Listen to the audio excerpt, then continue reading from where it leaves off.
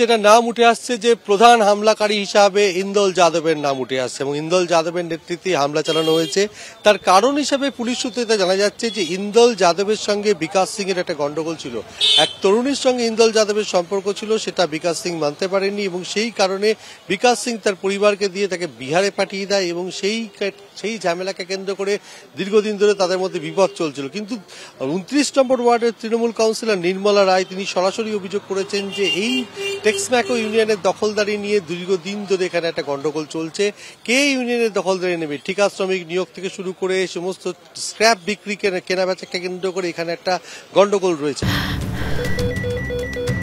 ক্যান্সারে নেই আর ভয়, NCRI হবে এর জয়। আপনাদের ভরসা নেতাজি সুভাষচন্দ্র বোস ক্যান্সার হসপিটাল। আমরা এই মুহূর্তে যে ঘটনাস্থলে ক্যামেরাম্যান দীপ্তকে দেখাতে বলবো, এই চায়ের দোকানে রাত্রি 9:15 নাগাদ যে গুলি চলে এবং সেখানে ইন্দল যাদব হামলা চালায় এবং যেটা জানা যাচ্ছে ভিকি নামে এক যুবকের জন্মদিন ছিল পানি ট্যাঙ্কি এলাকায়, সেখান থেকে ভিকিকে না বলে তার বাইকটি নিয়ে আসা হয়, নিয়ে সেই বাইকে করে হামলা চালানো হয় এবং বাইকটি ঘটনাস্থলে ফেলে রাখা হয়। এবং এখানকার প্রত্যক্ষদর্শীদের সাথে কথা বলার চেষ্টা করব যে এই যে গতকাল ঘটনাটা ঘটলো এবং তার পেছনে ইন্দল যাদবের নাম আসছে।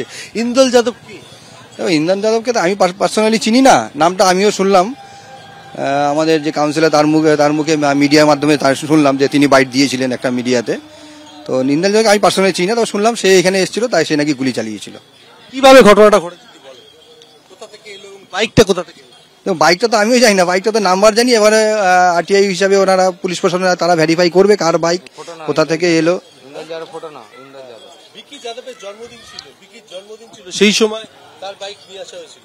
দেখুন বিকির বাইক না কার বাইক, কিন্তু ওরা তিনজন এসেছিল বাইকে করে, ঠিক আছে। এবার বাইকটা তো ওরও হতে পারে, রামর হতে পারে, শ্যামরও হতে পারে, কিন্তু সেটা আইডেন্টিফাই করবে প্রশাসন। বাইকটা এখানেই তো ছিল, কালকেও আমরা দেখলাম সারাদিন এখানেই ছিল, পুলিশ পরে নিয়ে গেছে তাদের তদন্তকারী সহযোগিতার জন্য। আপনি ইন্দলকে চেনেন? ভালো করে চিনি। ইন্দল এখানে কাজ করতো, এখন সরে গেছে, এক বছর থেকে থাকে না। ওর সঙ্গে ঝামেলা ছিল বিকাতে। ঝামেলা ছিল কেন? अब কিসের আছে ঝামেলা এটা জানি না, আমি পার্সোনাল ব্যাপারে ওর ফটো দেখিয়ে দিচ্ছি, ফটোটা নিয়ে নিন ভালো করে। এই যে বিকাশ সিং এর সঙ্গে ইন্দলের একটা গন্ডগোল ছিল, সেই গন্ডগোলটা কি নিয়ে? अब এটাও বলতে পারছি না কি গন্ডগোলটা ছিল না ছিল। হাটাক এসেছে, ওরা গুলি চালিয়েছে, এটাও তো জানি না কি ব্যাপার ছিল না ছিল, লেকিন গুলি চালিয়েছে। এরকম একটা জায়গায় গুলি চালালো, আতঙ্ক কি? গুলি তো কোথাও হতে পারে, মারপিট ঝুট ঝামেলা তো কোথাও হতে পারে, এটা না কি এই জায়গা হতে পারে না ওই জায়গা হতে পারে না, কোথাও ঝামেলা হতে পারে। লেকিন যেটা হলো ভালো হলো না। বিকাশ নর্মালি চায় খেতে এসেছিল, হাটাক ওকে ডেকে ওর উপরে গুলি চালিয়েছে। হাটাক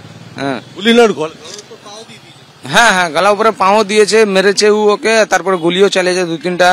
এখন ও সিরিয়াসও আছে, বিকাশ এখন সিরিয়াসও আছে।